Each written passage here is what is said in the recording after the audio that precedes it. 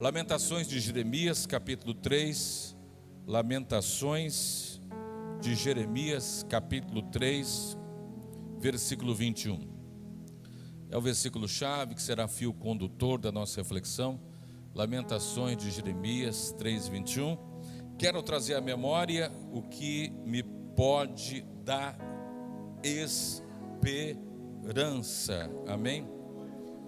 O livro de Lamentações, de fato, ele é muito importante na história do povo de Deus, porque no dia 9 do mês de abril, no ano 587 antes de Cristo, a cidade de Jerusalém caía diante dos exércitos da Babilônia. Geralmente, as guerras aconteciam na primavera e no verão. No outono e no inverno fica muito complicado guerrear. Então, eles saíam na primavera e no outono para guerrear. Até porque é uma região onde no inverno é muito rigoroso, tem neve. E o sofrimento atingiu um nível monumental. A invasão foi algo terrível. E Lamentações de Jeremias vai contando a história de uma espécie de cerimônia fúnebre. É um enterro da cidade de Jerusalém. Os episódios históricos que dão origem a Lamentações, segundo o livro de Reis, capítulo 25, são perfeitamente identificáveis como um lamento fúnebre. O cerco, a fome, a penúria, a fuga do rei, o saque do templo, o incêndio da cidade, o fogo no templo e no palácio real, o fogo nos monumentos importantes, a matança dos líderes, o exílio dos habitantes e a caminhada de 900 quilômetros de Jerusalém até Babilônia, 900 quilômetros a pé. Imagina isso, gente. É mais ou menos a quilometragem de São Luís Fortaleza. Imagina de São Luís a Fortaleza a pé. Essas lamentações foram escritas de forma de poema. Agora, o que é mais curioso, na forma de um acróstico, usando o abecedário hebraico. Então, os 5 lamentos que compõem o livro, o abecedário hebraico, Aleph e Tal, Alfa e Ômega, de A a Z, 22 letras, 22 versículos. O uso do acróstico do texto tem uma tríplice função: facilitar a memorização. O judeu, ele memoriza, ele inculca. Os judeus pequenininhos, eles vão inculcar as escrituras, vão memorizar as escrituras. Então, eles queriam a garantia de o que eles estavam passando era o retrato da realidade dura, do cerco, da invasão da Babilônia em Israel, em Jerusalém. Eles não queriam que nenhum detalhe ficasse de fora, para que os filhos dos filhos pudessem saber como foi a invasão da Babilônia em Jerusalém. Então, ao usar o alfabeto em forma de acróstico, a proclamação do mal, da dor, do sofrimento, causam um lamento desde o começo. Porque imagina uma pessoa chegar para você e começar a narrar que a sua cidade foi cercada, que os seus irmãos morreram, os muros foram abertos, as portas queimadas, tudo um caos. A gente teve essa sensação quando no início desse ano, em janeiro, nós visitamos a cidade de Mirador. Eu, o Herbert, o pastor Danilo, nós ficamos chocados como aquela cidade foi destruída pelas águas. E ficamos tão comovidos com os relatos. Tudo tudo debaixo d'água, pessoas perderam tudo. Então a gente se moveu de São Luís e fomos até Mirador levar as doações para os desabrigados. Então foi um momento muito difícil ver uma cidade desolada, devastada pela maior enchente dos últimos 50 anos. Então a gente foi prestar solidariedade. Do que sobrou, do que ficou, né? A prefeita disse o seguinte: não foi só monumentos, casas que caíram. Ela disse: caiu histórias. Uma pessoa que tinha toda uma história de vida naquela casa que sucumbiu. Então, estar num momento difícil e sentir a dor.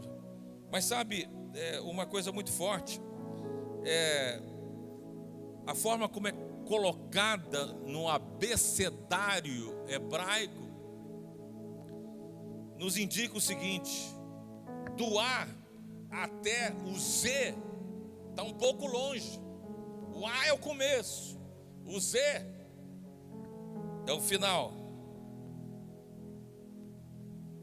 Mas quando você chegar no Z dessa situação que você está passando, então você terá chegado ao fim dessa luta.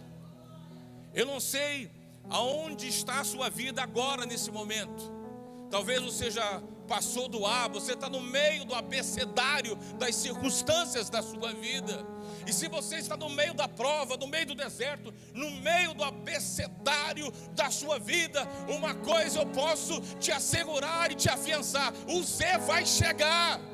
O alfa, o ômega, o princípio e o fim vai estar com você durante todo o percurso da sua jornada, da sua caminhada, até o final de todas as coisas. Mas você vai conseguir chegar lá. Isso nos ensina, queridos, que as lágrimas rolam, mas também cessam. O mal não é inesgotável. Uma hora o bem vai derrotar o mal. Uma hora o mal vai ter um fim. Toda prova tem um começo e tem um fim. Toda tempestade tem um começo e tem um fim. Em Lamentações os sentimentos são imensos, são profundos. Não há em toda a Bíblia um texto carregado de tantos sofrimentos, tantas emoções. Um povo aflito, esmagado, cansado, oprimido. A nação escravizada, o povo humilhado. Era caos por todos os lados. Além disso, havia idolatria, o afastamento de Deus, a apostasia da fé. O povo dormiu sem fé e acordou sem sonhos. Dormiu incrédulo e acordou cínico, inconformado, em desespero. Ele clama: olhem, vejam se há dor como a minha. Era uma espécie de antecipação do homem de dores. Mas quando está no auge da sua dor, então Jeremias cai em si. Ele cai em si e recompõe-se. Hoje é noite de você se recompor outra vez. Você vai se recompor emocional, espiritual e fisicamente. Para você ouvir Deus falar com você, você tem que ficar de pé. Você tem que reposicionar. O encontro dos águias da oração esta noite é uma noite de reposicionamento. Você vai se reposicionar. Você vai se recompor. Você vai se levantar outra vez. Então, é preciso se recompor e dizer: não permitirei que a minha vida seja apenas um baú de más e tristes recordações. Não permitirei que o meu coração se transforme num poço de amarguras. Não permitirei que a minha mente seja uma rede de fracassos e decepções. Não, chega, basta. A minha memória não será a memória da dor, não. Eu quero trazer à memória o que me pode dar esperança. Jeremias: eu você e Jeremias já vivemos esse tipo de ambiguidade. A ambiguidade da existência. Há dias que somos rios de alegrias, há dias que somos um mar de tristeza, há dias que somos cidadãos da esperança, há dias em que nós amanhecemos sem um cântico nos lábios, há dias que somos a boca que murmura, há dias de luz. Essa ambiguidade faz da vida a dialética entre o sim e o não. Então, o que eu quero, o que eu não quero, o que eu posso, o que eu não posso. Como você tem vivido essa ambiguidade da sua vida? Talvez a maioria de nós está vivendo de uma forma negativa. Estamos marcados pelas perdas. A perda da paciência, você não aguenta mais esperar, da alegria de crer, de confiar, de ouvir, de voltar a sonhar. Precisamos trazer à memória o que nos pode dar esperança. Trazer à memória o que pode dar esperança. Nesse culto o Senhor quer te encher de esperança, te insuflar. É como se você recebesse agora uma insulina divina. Para quem é diabético sabe como uma insulina dá um novo gás. Hoje você vai receber essa insulina divina. Você vai recobrar o ânimo. Você vai fazer um compromisso consigo mesmo. Eu não vou murmurar mais. Eu não vou murmurar mais. Eu não me renderei à murmuração. Você não vai murmurar mais. Amém? Queridos, sabe, o pequeno livro de Lamentações, que traz esse poema, ele traz sobretudo a chave, a tônica do texto, é a reviravolta, é a reposição do profeta, é a mudança de mentalidade, é a chave que abre um novo horizonte, traz uma nova perspectiva. A mente timbrada pelo negativismo se torna uma mente renovada pela esperança. A esperança, ela fertiliza, ela reaviva, ela renova. A esperança está viva. A esperança incendeia a nossa fé e mostra o valor que brota dentro de cada contexto da vida. Então a gente passa a conduzir a nossa vida sob a perspectiva certa. A crise está aí, é fato. Há quem diga que agora estamos no novo normal. O novo normal se estabelece. Nada será como antes. O mundo que nós conhecíamos não existe mais. É um novo contexto no pós-pandemia. Nunca imaginávamos ser atacados por um vírus letal. Famílias foram destroçadas. O povo precisa se reerguer. É preciso continuar mesmo com luto. Fazer do luto a luta. Do luto a luta. Porque a vida tem que continuar. Você que me assiste, ainda de luto, lute. Continue lutando. Percebendo aquele cenário, é preciso nós nos aliarmos aos pensamentos poéticos do escritor e afirmar: eu não me afogarei em lágrimas, na desesperança. Não. Talvez nós estamos exageradamente preocupados com o dia de amanhã. Mas vamos viver. Uma coisa que eu estou aprendendo, que eu venho aprendendo, é viver um dia de cada vez. Quando você consegue viver um dia por vez, você consegue, porque a ansiedade a gente tem todo dia. Todo dia a gente tem um pouco de ansiedade. A gente não pode ficar escravo da ansiedade. Fazer da ansiedade uma patologia perturbadora, rouba o sono, rouba o apetite.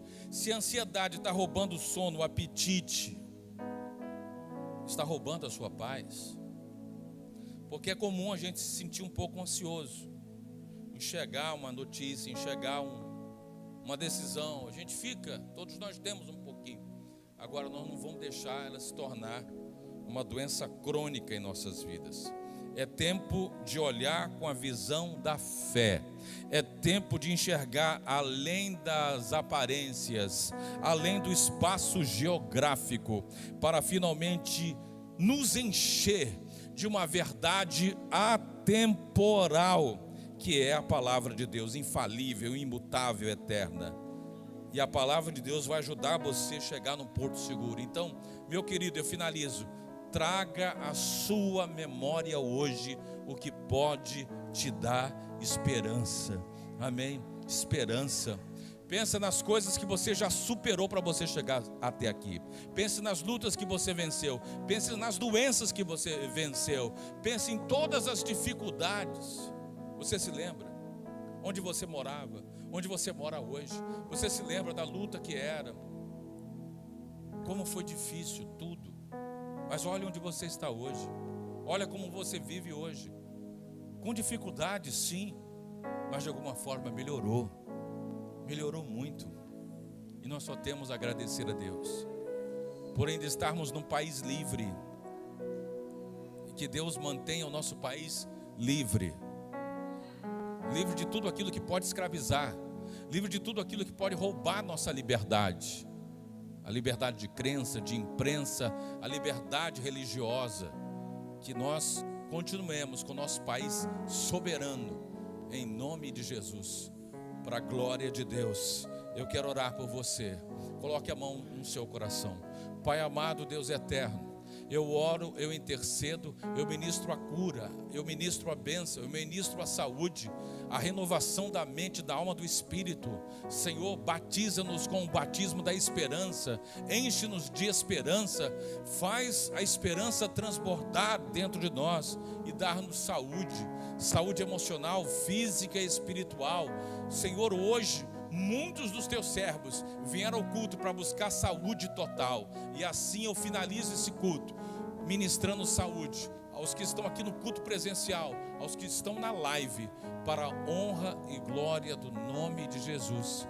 Nós ministramos a bênção, nós ministramos a saúde, nós ministramos a graça, ministramos o milagre para a glória de Deus Pai. Diga amém, diga graças a Deus, diga eu recebo por fé a minha vitória.